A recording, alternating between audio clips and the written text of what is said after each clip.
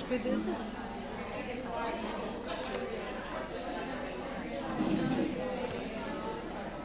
Welcome back. Lois, would you be so kind to close the door? Thank you. Thank you. Welcome back. We are 14 minutes behind schedule. We're in the academic quarter, which is not bad for a 2-day conference, I think. So welcome back. I hope you had constructive, joyful, connective sessions. And again, we would love for all the contributors to session 4 to, if you want, get up and receive your applause and thanks. Thank you so much.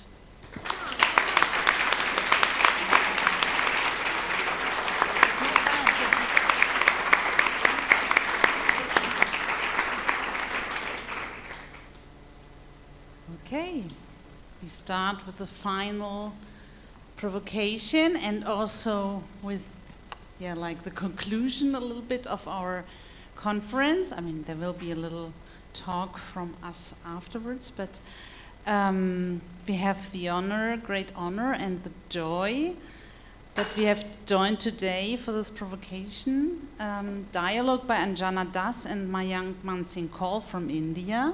Hello. Mayank is joining us online from Mumbai because he's just on a parallel conference there.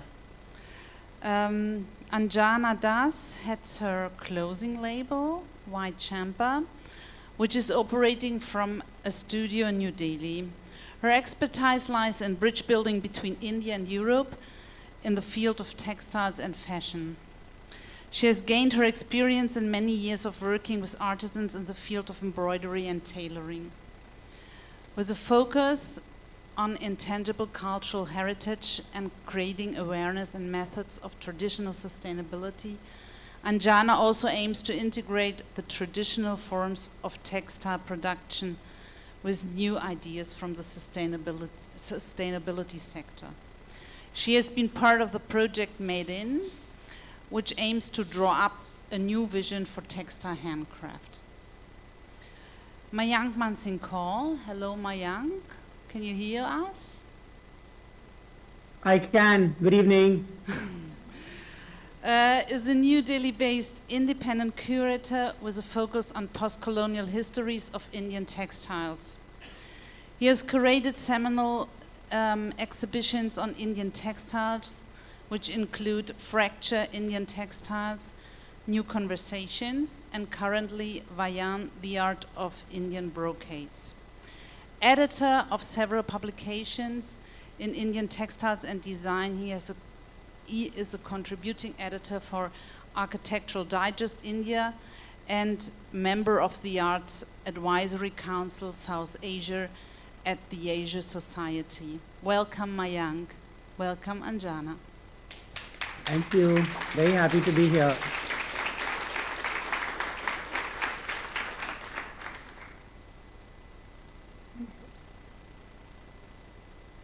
Now I'm trying to start our presentation, but somehow it doesn't work.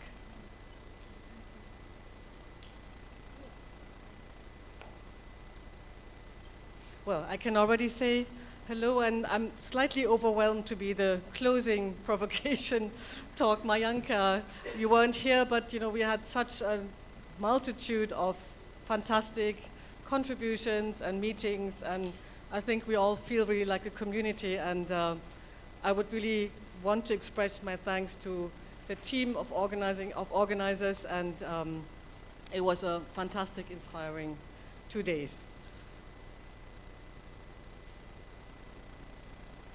Sorry, somehow our presentation, Mayank, isn't coming up yet.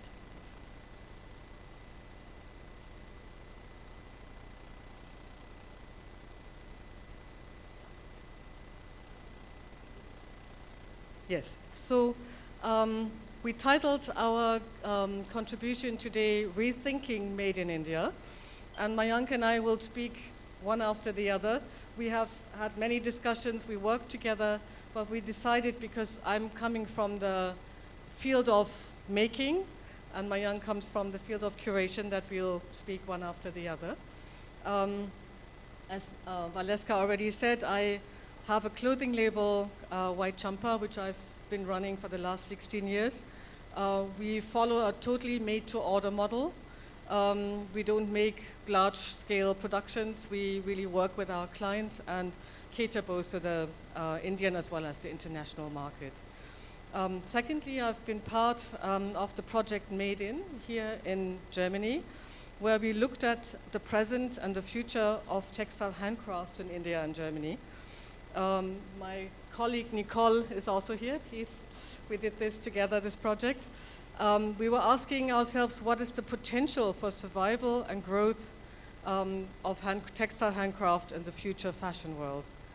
We've built a website, www.madein.org, and we have also a printed magazine, which is lying at the table in the end. If you're interested, please pick up a copy. Before I start, I would like to give you some interesting background numbers.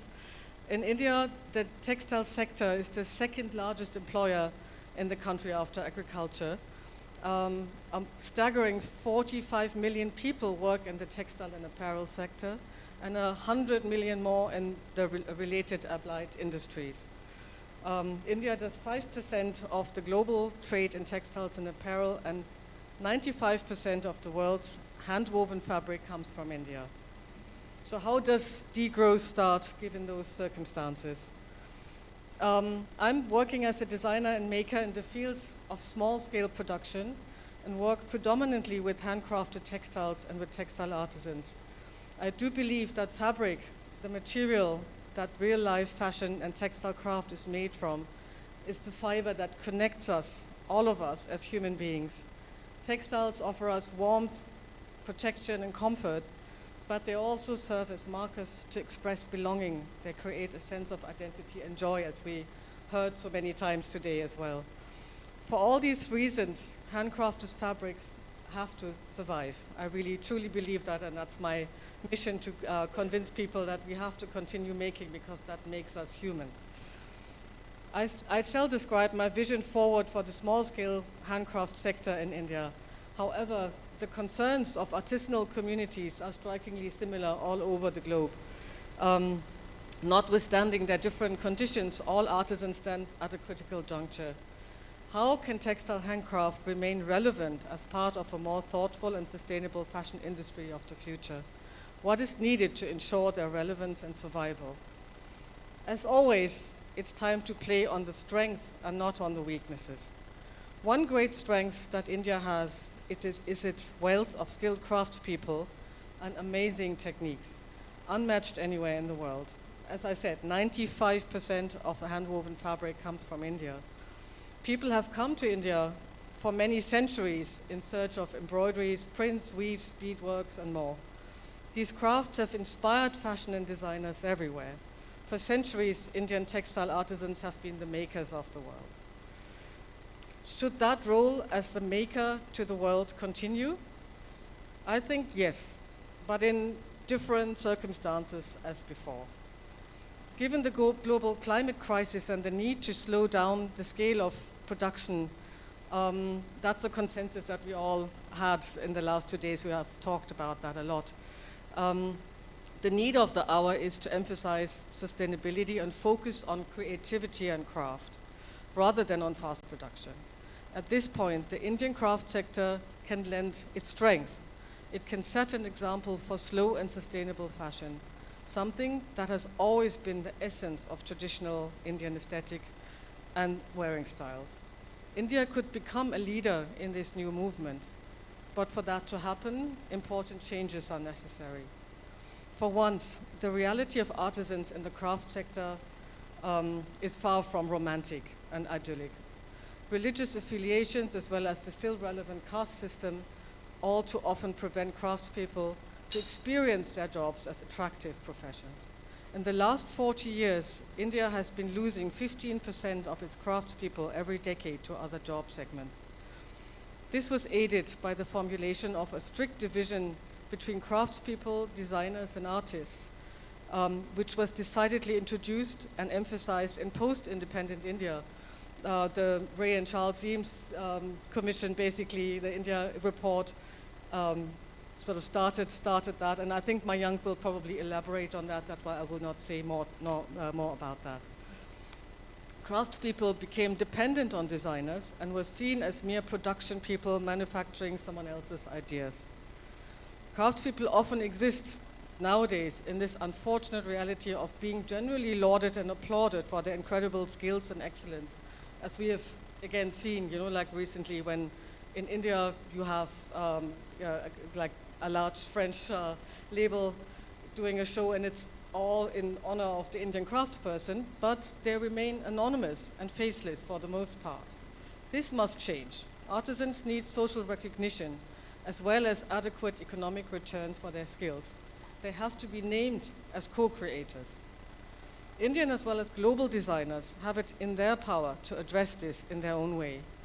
Knowledge about the actual craft techniques makes it necessary to move out of your comfort zones to spend time with craftspeople. Mutual communication is necessary about the needed changes in the handcraft sector concerning standardization, quality, and timelines if you want to enter the global market. The explicit recognition of the creative input of the craftsperson is key for a new egalitarian partnership between designers and artisans. This critical change from patronage to partnership is more likely to be possible in small-scale productions.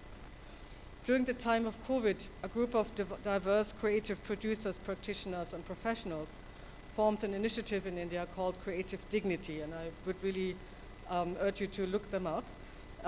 It's actively trying to move in this direction through enabling knowledge tools and networks for artisans to be equal stakeholders in creating a regenerative economy. Quite a few Indian designers have consciously decided not to follow the Western fashion calendar, but work with organically growing collections that are more suited to the seasons in India, the climate, and regional preferences. This is easier to achieve, again, with the freedom of limited collections, with a focus on quality and excellence. This is where the strength of the Indian handcraft sector lies, to contribute towards a new regenerative common good. During our Made-in project, we have consulted with artisans, designers, and artists, and based on this, have come up with some best practices, which I want to just quickly go through with you, for these design, fashion, and craft collaborations to be meaningful. Excellence is the core of handcraft, and I think that it's very important to keep that and sort of don't go for shortcut solutions. And yeah, I think for the shortest of time, I'll go through them and will not read everything. Social empowerment, again, is very important because the respect that is granted to the co-creators is definitely a big part of artisans staying in their work. Economic empowerment, I think a living wage, that's very clear. You want to be able to plan your profession and the future for your children and your families, and this is something that's crucial. Innovation is, again, something that is super important. Crafts are rooted in the traditional skills of making, and at the same time, we have to really have this exchange, and I think that's something that we have to work together, and that's why this exchange is really crucial. Yeah, beauty and culture, again, are key factors, I think, and today, Otto von Busch, I think, said it wonderfully, how it sort of makes us joyful to have this, and it's not only an aesthetic, it's basically something that all cultures are looking for beauty, because that connects us, and we appreciate and sort of admire that in each other and in the things that we are making. Ecological responsibility, for sure, that's something that we need to move forward. So we have to sort of move from mere proposals to policies. So we have to work with the governments to create legally binding rules for these collaborations. Otherwise, we will not be moving in the right direction fast enough. All right, so I will now pass on to Mayank. I think, Mayank, will you please continue? Sure. Thank you so much, Anjana, for setting the context of. Sorry, did I stop my video? Shall I stop my video or keep it on? Could you please let me know? I think you should keep it on, no? But I don't know what happened to the presentation now. Right. I noticed that when I started my video, the presentation went off. So shall I keep my video off for the length of the presentation? Possibly, right? Normally I Right. don't think so, but I think you should put your video on. Try it again. All right, I'm going to try again. Yeah. Is that okay? Yeah, it's fine. Okay. Good evening, everyone. Thank you so much for this invitation to speak at this very seminal conference. It's my loss that I'm not with you in person. I'm joining you from Mumbai. And Anjana, thank you so much for setting the stage and the context for this conversation between the two of us. I've had the privilege of working with you on your project Made In, contributing a piece which actually questions this sort of what I call false idea of the division between art, design, and craft in the Indian context. And I'm so glad that we are able to do this together as a way to further the very many conversations that also went behind that involvement and collaboration. I trained in a very formal design school in India where there was a lot of emphasis on this kind of West-centric idea of design which looked at itself very differently from craft and even more differently from the fine arts. This idea of actually negating these three or looking at these three disciplines as separate was very conscious. And I feel like a lot of my own curatorial practice as having moved away from design to curation and writing has been a process, has emerged out of a process of unlearning. And I think that's a very key aspect of my own journey and my work.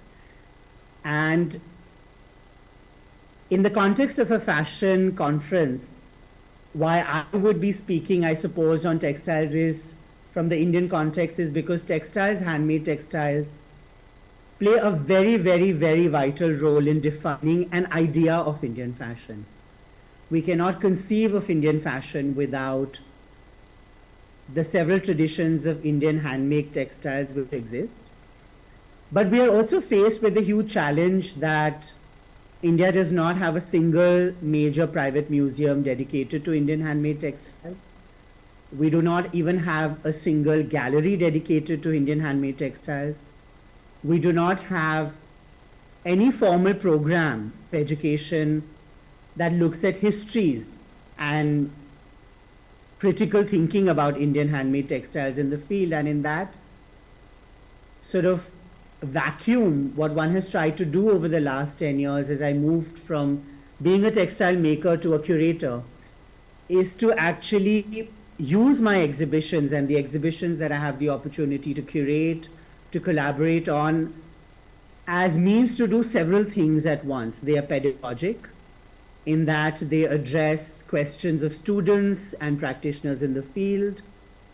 They are inspirational in the sense that they appeal, or we try to make them appeal to audiences with general interests in Indian culture and Indian art. They are a platform to train the next generation of professionals in the field, whether they're conservators, whether they're exhibition makers or designers, whether they're writers and editors, and so on and so forth. As well as a device to actually generate reflective symposia and conferences like these. So in that sense, the exhibitions have multiple agendas, and the editorial projects as well take on those kinds of multiple agendas. So if I look at the first slide, I'm afraid I'm not able to see the slides. Is there any way that I may be able to look at the slides? Okay, I'm able to do that now. So the first image that you see, thank you so much, that is hugely helpful, is the cover of a design special that I edited for a contemporary Indian art magazine. And one decided to actually question through this the very idea of how we've received an idea of design in India. So we actually clubbed together subjects and authors who potentially would be addressing the fields of decorative arts, craft, and design together. This was one of the first few such publications actually looked at problematizing this issue of receiving design from a West perspective, and we had about 20 authors from diverse fields who contributed to the publication. If we could move to the next slide, please. This was one of my first curatorial projects of a certain scale. It was with a private not-for-profit art foundation called the Devi Art Foundation, set up by Indian collectors Anupam and Lekha Poddar. And this exhibition was in 2015. I'm just showing you an installation image of one work. Most of the works in this exhibition were commissioned. And they were commissioned as collaborations between who are normally considered craftspeople or artisans and urban designers, wherein it was the first time that curatorially we actually looked at equating their roles rather than presenting them in a hierarchy where designers are superior and the craftspeople merely, as is usually assumed or perceived in India, catering to the concepts or producing or executing the concepts of designers. This was a collaboration. What you see here was a 5.5 meter hand-painted textile produced in the historical Kalamkari. Kalamkari is the tradition of hand painting. Kalamkari Center in southeast India, where Kolshri Kalahasti, where there was a conversation between a French designer who had worked for 20 years in India and a 4th generation Kalamkari artist. So these were the kind of collaborations we generated. If I may have the next slide, please. This was a publication I guest edited for one of India's leading cultural journals, Marg. It was set up just before India gained independence from British colonial rule in 1946. And this was one of the first issues they dedicated to contemporary or post-independence histories of Indian textiles. This was in 2016. And we had, again, about a dozen contributors look at the trajectory of Indian handmade textiles from the design, aesthetic, industry point of view, as well as pedagogic, practice-based point of views that looked at this 75-year trajectory. May we have the next slide, please?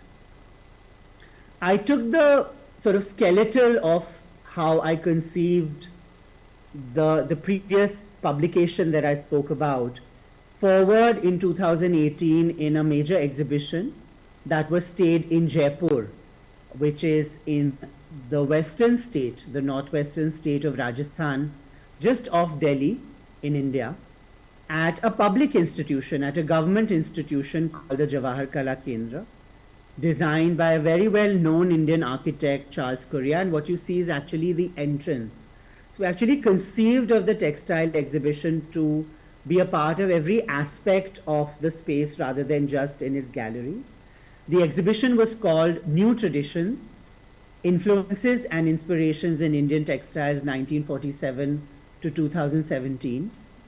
And one of the key ingredients of this, or one of the key aspects of the curatorial approach here, which at that point, this was in 2018, not that far back, but which was fairly controversial for many of the practitioners we invited to show, and many chose then not to show, was to actually place the work of Indian craftspeople, Indian designers, and Indian artists together, and to try and see what kind of a broader understanding of the shape of Indian textiles we get through that. Typically, exhibitions have looked at the work of either Indian artists, within that, in the historical, modern, contemporary, now perhaps post-contemporary space.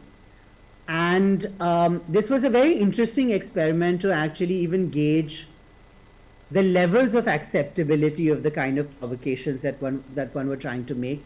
I think definitions are definitely decreasing today in India, and one is happy to see that exhibitions like this contributed in a small way to facilitating those kinds of conversations. If I may have the next slide, please. Another aspect, so I've spoken about one aspect of my curatorial work, which is to question this idea of what is craft, decorative arts, fine arts, design. Another aspect has to actually, through that sort of lens, also relook at the silos between who are artists, designers, and craftspeople and the inherent hierarchies. A third aspect of my curatorial practice has been to try and take exhibitions to cities and towns outside the big urban centers and outside of institutional spaces. India is a very large country. We have a growing population. We are now the largest, the most populated country in the world. And most of India actually lives beyond its urban centers. And one very conscious effort, and I've been very privileged to have collaborators from the Devi Art Foundation onwards. There's the Registry of Saris for whom I curated this exhibition, the installation of which you see here, which was in Coimbatore. It's a relatively smaller city. It's what we consider a two-tier city. So cities like Delhi and Bombay, Calcutta, Bangalore, which are the bigger cities, are considered tier 1. And then cities like Coimbatore would come within the two-tier sort of city bracket. And we staged this exhibition in a 25,000 square foot space in a 125-year-old mill. And we showed 108 hand-spun and hand-woven textiles. And through this, I started actually questioning the idea of intellectualizing, theorizing, writing very academic texts which usually accompany exhibitions. That was easy because when you do not show in big institutional spaces, those kinds of requirements are also not often sort of made upon you. And we decided to provide text as a guide to the exhibition, but to actually celebrate the performative aspect of textiles from the time that we are born and wrapped in a beautiful fabric to the time that we die. And all the stages and important rites of passage that we go through, we're always wrapped in textiles. They're always performing. We're always in participation with them as performances as well. So why not celebrate that performative aspect instead of actually framing them, putting them in sort of boxes and vitrines under arch lights? Why not actually celebrate them at their performative best? So this was a great opportunity for us to actually explore those kinds of curatorial devices and methods. And one again had the great opportunity to collaborate with interesting exhibition designers and makers to be able to facilitate and execute such kind of ideas. If I may have the next slide, please. I went on to guest edit in 2019 a special fashion issue for the same Indian contemporary magazine, Take on Art, that I spoke of earlier and that I'd guest edited a special design issue for. And instead of looking, at fashion from the lens of designers, big companies and brands, instead one looked at an editorial approach where we crowdsourced material. So we did an open call for proposals. We asked people to send memories, photographs from families, poems, small essays, ideas, thoughts, quotations that actually defined what they felt Indian fashion was.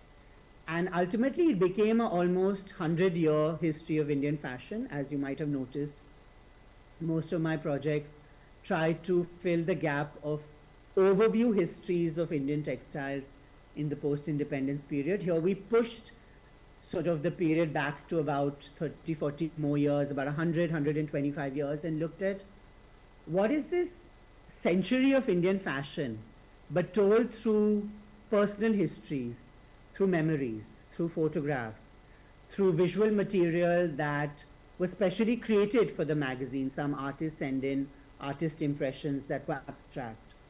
And again, here the idea was to shift, like I said earlier, this idea of fashion always being synonymous only with brands, big companies, important fashion designers, fashion weeks, and so on and so forth.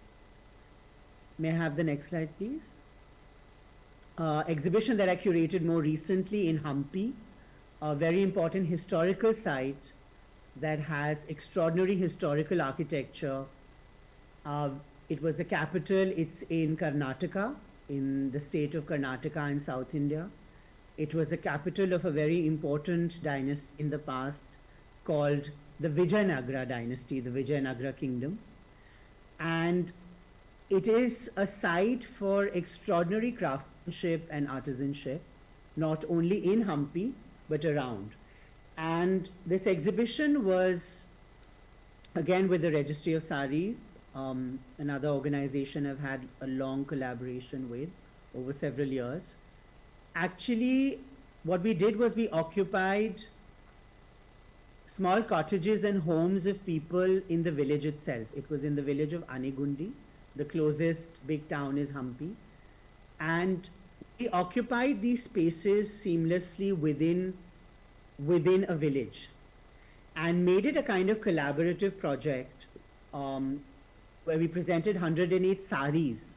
Saris, as some of you may know, are worn across the country. They're a form of everyday and formal Indian clothing for women.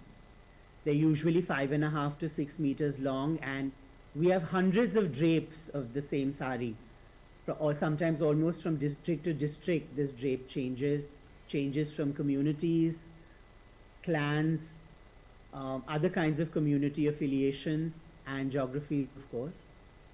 And this exhibition was a way to actually start bringing archives of such saris, which usually are housed in museum storages, to actually take them to spaces of production. Because a lot of these spaces of handmade production that Anjana spoke about do not have the archives. Often the weavers and practitioners are not in a financial position to even keep some of their best samples. So here was an attempt to actually take these kinds of archives, and that's been, like I said, a very third and important aspect of my curatorial practice, which is to take these archives to spaces where production is happening. So this is just one of the images of one of the 12 small spaces that we took up to do this exhibition. If I may have the next slide, please. Just to show you a small detail for another recent exhibition which opened early this year. It's part of a three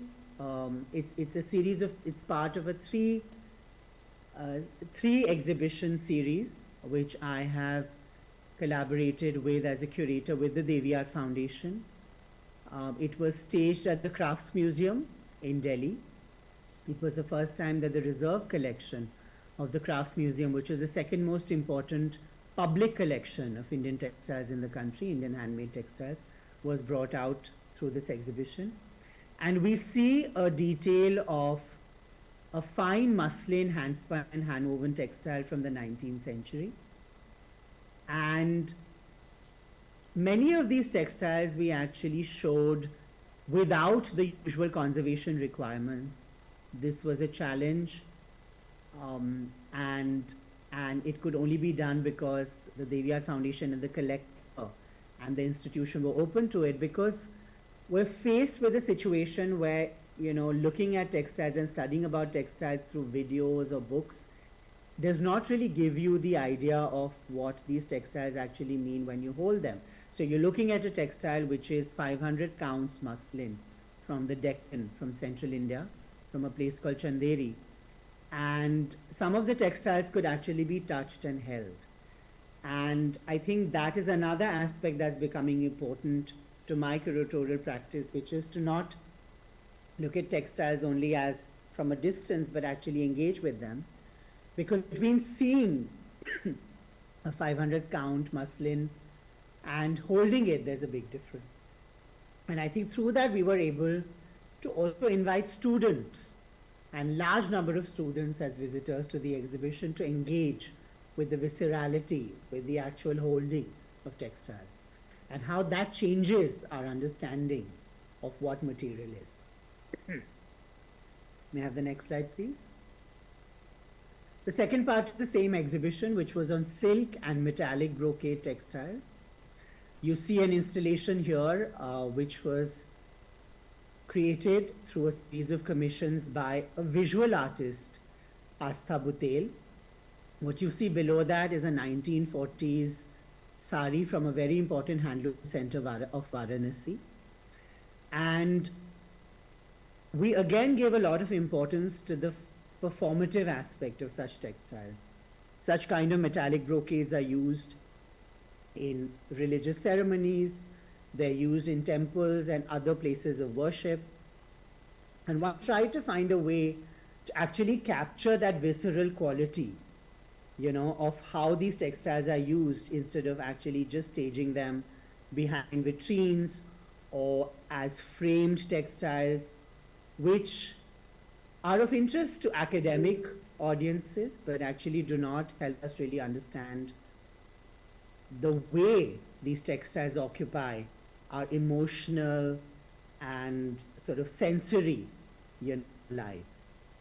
And if I may have the next slide, please. I think I end with this, which is my most recent exhibition. Again, we went back to Hampi that I spoke of earlier. This was in a newly opened artisan residence space, and it was staged on the occasion of a culture working group meet as part of the G20 deliberations that India was chairing the presidency of, that India was chairing for the last 1 year. And what you see here is a collaborative work between a textile designer and artist, Chandrasekhar Bheda, and a rug maker, Mahinder Singh. And they collaborated to create this sculptural rug, which the makers then called the flying rug. And this was an exhibition that actually looked at how Indian handlooms, as Anjana spoke, Indian handlooms, Indian handmade textiles are the second largest source of employment generator in the country after agriculture. So this exhibition actually looked at how Indian textiles were a very key aspect of its creative and cultural industries. So with that, I conclude my presentation, having spoken about some aspects of my curatorial practice, and another aspect that sort of becomes very important when we're taking exhibitions outside of the big cities where there are larger populations or audiences that speak English, is that necessarily there is a need to translate them in the local language. And what is really a process of unlearning everything we know about fashion education, about formal systems, is that when these exhibitions are translated, their texts, their exhibition catalogs, the text in the exhibition catalogs are translated in local languages, whether it's Telugu in Andhra Pradesh, whether it's Tamil in Tamil Nadu, whether it's Gujarati in Gujarat, whether it's forms of Hindi in Rajasthan, or in this case Kannada in Karnataka. We find the insufficiency of English as a language for teaching in India, because there are so many dialects of each of these regional languages. There are nuances that English cannot capture. And that allows us to truly very humbly accept the difficulties and challenges and the limitations that learning and teaching and practicing and thinking in English pose, which is to lose so much of that complexity that is ingrained in these languages and the kind of layers of culture that really define the plurality that the Indian subcontinent has been known for centuries and millennia, and that it's still known for in current times. With that, I hand it over back to the moderator, and thank you so much again for this opportunity.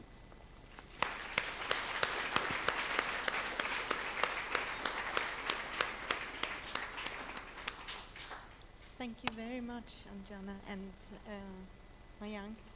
Greetings to Mumbai. We're very grateful and thank you that you joined us. And I think it was an interesting perspective that you brought in. pointing the highly influential textile tradition of India that has been quite written out of the narratives and history so far. So I think this is very interesting, and giving insights into your practices both, that trying to dismantle these. Clearly, if they are still into making, because we heard so many times we should stop making things, we don't believe that. Clearly, no, I think we have a slightly different approach to Yeah, it. I think it's a very important perspective to bring into saying the making is important, and this belief in making, I think, is something that's very important.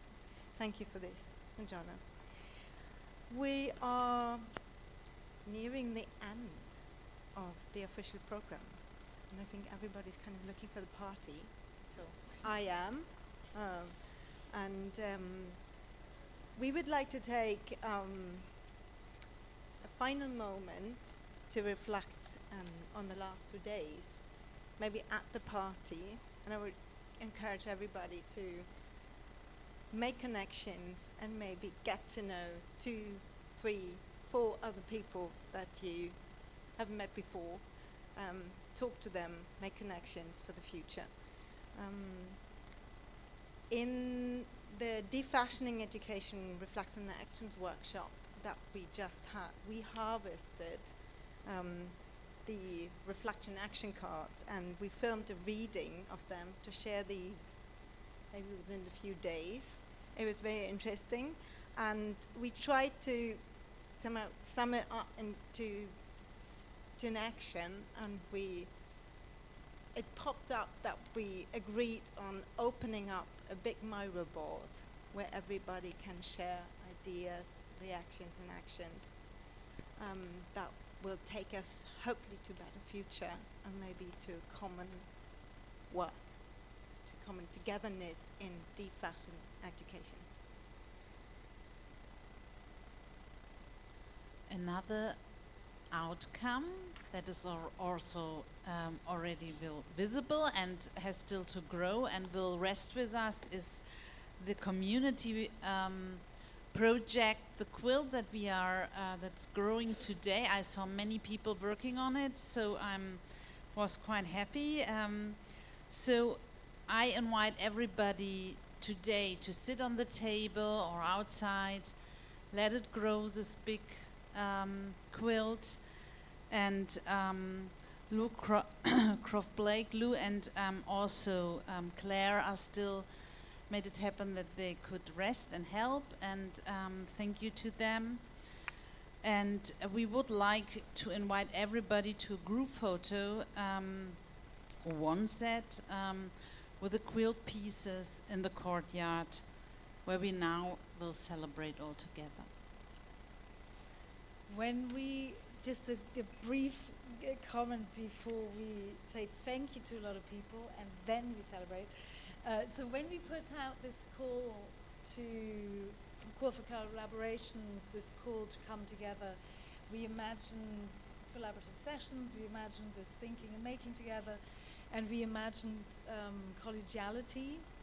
We didn't really dare to dream of what happened in the last 2 days, I think it's fair to say, which has been an incredible sense of community, even a family, a kind of family reunion is what many of you have spoken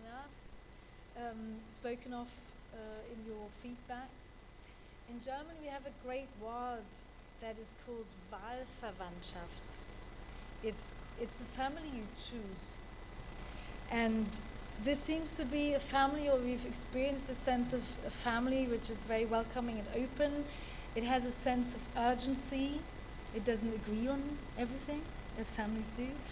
And a sense of urgency and collaborative resistance and possibility. So the potential vitality and joy of fashion education. It's a family that doesn't forget the people who are not in the room, the people who can't be here at an English-speaking conference in Germany, but a hybrid global family nonetheless. So we were thinking, making, grieving, dreaming, arguing, celebrating together, not quite acting collectively yet, but reassured of the possibility and power that lies in education. So defashioning education for us at the end of these 2 days is a call to use this power, a call to resist, a call to connect and act together, a call to care and carry each other. So this is not the end, it's the beginning.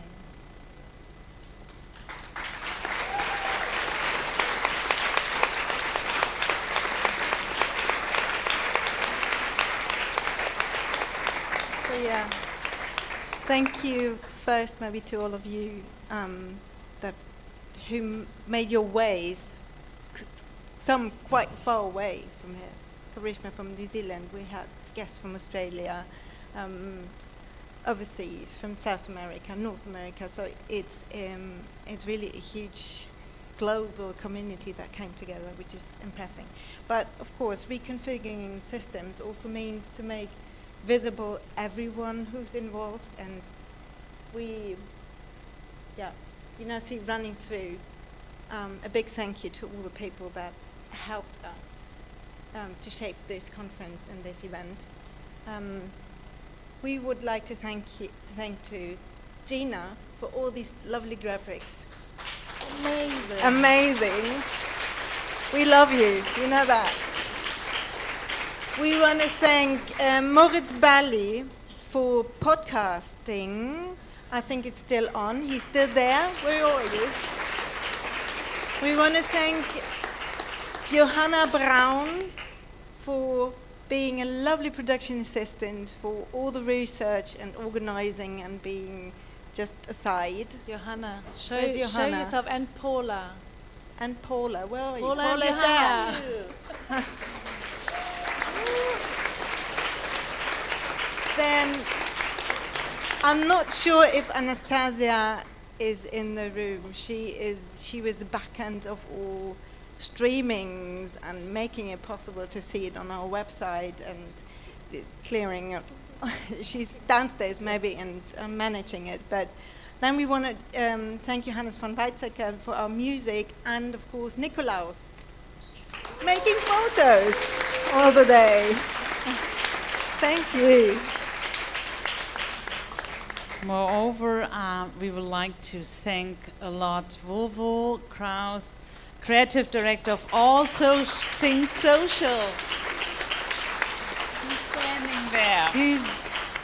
Who's while we were up here has prepared a beautiful buffet for us You to have share to at look the out of the party. window downstairs in the courtyard, and we'll be impressed what you will be expecting. And our chef and baker Maciej Mara, I think he is now with his family.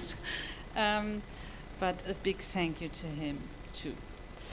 Then we would like also to thank a lot two souls of our institute, Anja Holle and Dorothy Warning.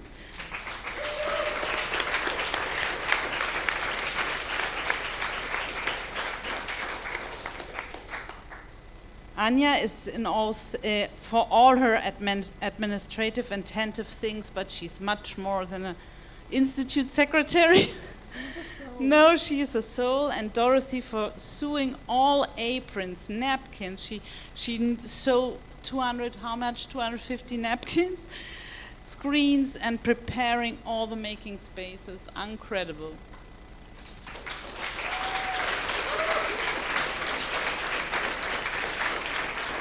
And the very, very generous support of Incula, the production team. That all corner, for you shouldn't once. be in the corner. So there is Sabine Huschka, Franz Siebler, Aaron Pitau, Fang Tse, Jiawen Wang. Thank you so much. We really couldn't have done it without you.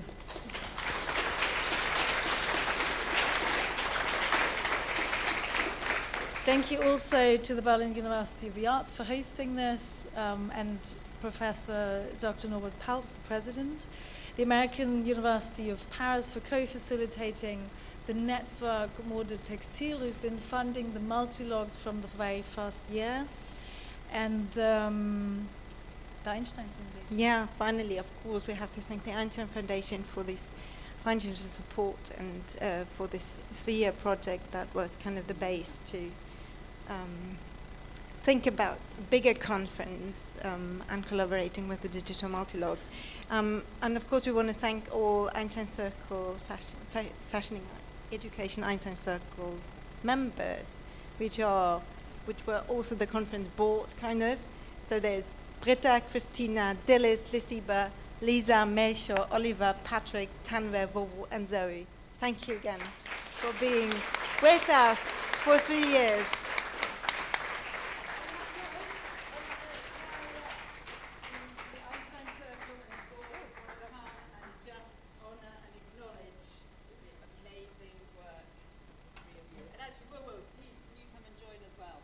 But we have not finished. We are not finished. We are not finished. Just saying thank you. No, we have not finished because we have not finished because there is also something happened ongoing, and incredible voices were collected in the Defashioning Test Kitchen. This is a student think tank. And we like to thank a lot Isabel and Nina, who made it happen. Isabel, Nina. Stand up.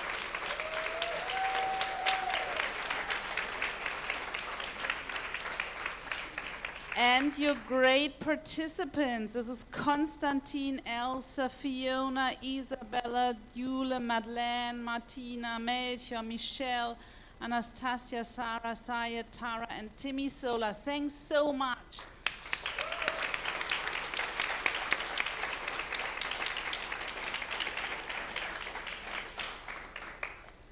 Finally, a huge thank you to all of you for making this space, creating this space and this community together over the last 2 years, for everybody who joined us online. Thank you for coming together in all the beautiful and rich ways that you did, that we did. Let's carry each other in person and in spirit.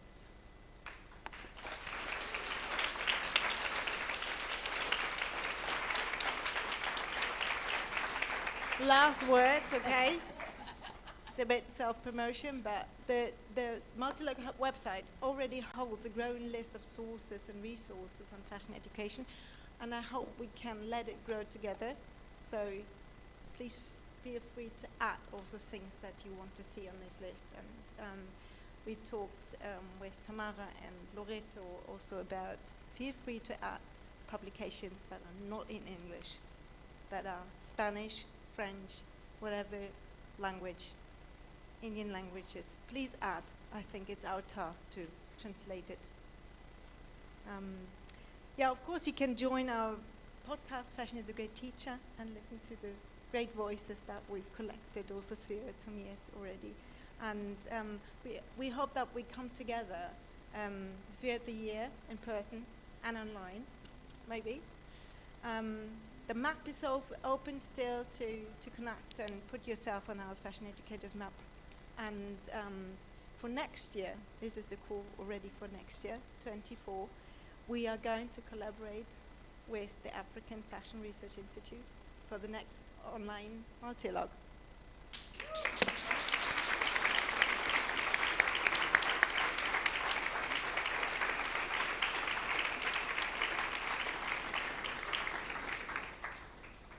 Yeah, in that sense, it's really not the end. It's very much the beginning. Definitely not the end. But we just, as a group of us who have worked with you and seen your care, your love, your generosity, your vision, your complete openness to try things that, nobody has tried before. I mean, people have said it a few times. The last couple of days have been like no other gathering of fashion educators ever that I've certainly known of, and I've been around quite a long time. I'm not going to spend any time talking, but just want to pass to Siva as well, and we just want to honour and acknowledge big invisible clouds. Yes, exactly, yes. Your amazingness and just how privileged and honoured I am and we are to be able to support you in this work. But again, I think it's important to know that it's not just the three of us. I mean, it was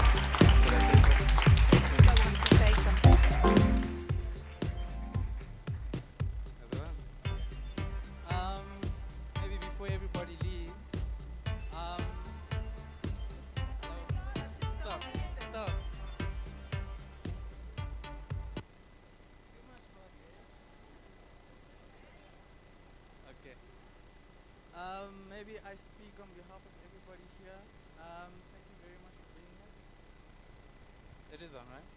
Fantastic. Thank you for bringing us here. It's been one hell of a journey that I think, yeah, we've had to learn from each other, which is what's more important than anything. But it's also about what we can do to change going forward. And I'm quite excited for what we are able to bring to these talks, and also to I'd say fashion students and intellectuals on the continent. I think that's also a really important relationship that we have fostered already, that we really want to grow, that is reflective of every citizen in our cities. And if we can do that better, as they say, Simone Rodriguez says, those who teach know, but those who educate do. And those are the words that I'm trying to leave with today. Thank you so much. Thank you.